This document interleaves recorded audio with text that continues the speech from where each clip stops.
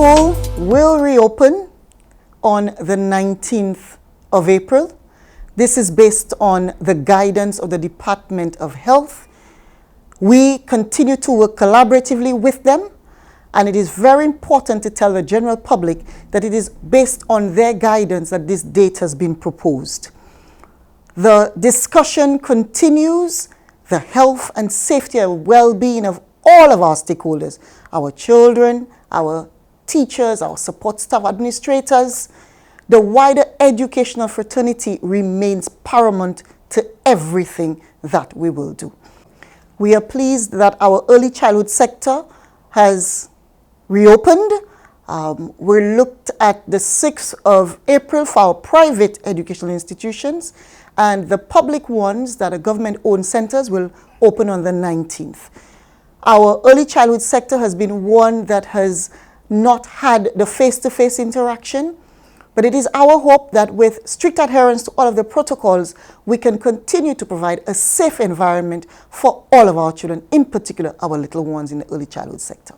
On the 19th of April, we hope to be able to welcome back our children for the third term, which is the shortest term in the academic year.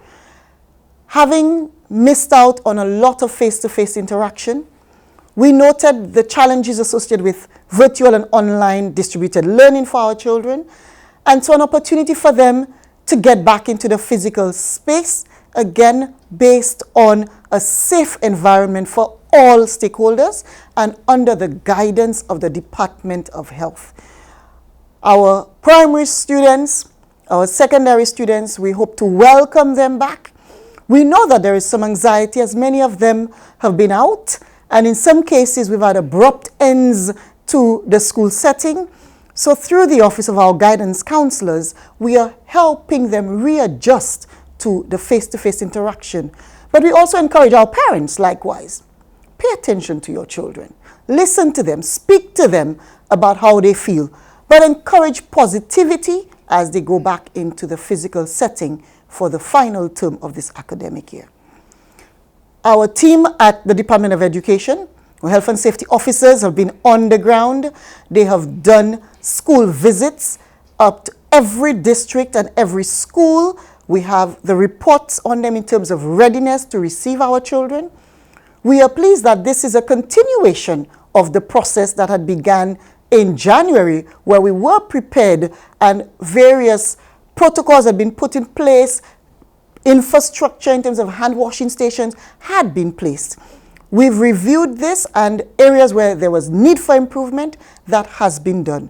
The environmental health team has also been very good, working closely with us, in particular at the early childhood centers, and assessing them and also identifying the ones that are ready to receive children based on the adherence to the protocols.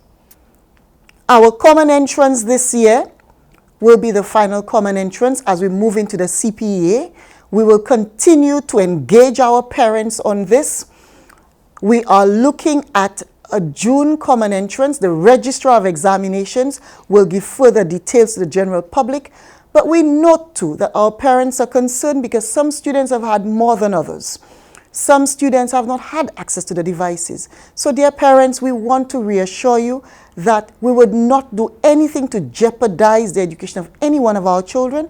This is why we continue to consult. We continue to adapt. We continue to amend even our examinations to look at where the children were at in terms of what parts of the curriculum that they covered, to make sure that it is as fair and equitable to all of our children, and it really speaks to what they did cover, so that the examination is a true reflection of that level of validity and reliability as we speak to common entrance for 2021. Our secondary students, we need to improve upon the following and adherence to the protocols. We noted that in many of our school visits, our primary school students did a much better job. I have said it before. Our secondary school students need to support reference loitering in castries, taking public buses, how they adhere to the protocol. So there's a special challenge to our secondary students to actually do what is supposed to be done. Dear parents, We note that it is not business as usual. We cannot have parents simply coming into the school settings, in as much as we appreciate our parents and their involvement, their collaboration, but there are various protocols whereby our parents would need to call in advance to come to the schools, follow the protocols in terms of the hand washing, sanitizing as they come into the school setting, to reduce movement of individuals within that physical setting. So we'd like you to work with us. Work with us as you have done in the past, as you have entrusted your children into our care, to make sure that we can have a consistent third term for all of our children.